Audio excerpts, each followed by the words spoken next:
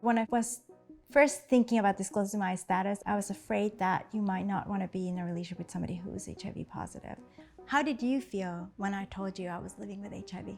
To be honest, at first, it was really scary. I was very ignorant about what HIV was and how it was passed. So I had a lot of fear, but then honestly, it really made me realize how much I loved you.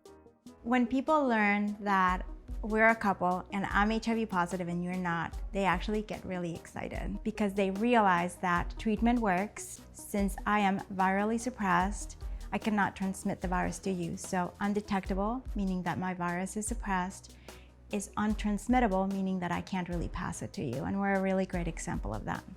I think PrEP is an important tool. In our case, since we only make love to each other and not other folks, then in our case, U equals U is the principle we need to live by, and PrEP is not necessary. But for other couples who follow other sexual practices, PrEP can be an important tool to keep the couple safe. I know friends of mine who are in open relationships and they use PrEP, and I think that's a great tool.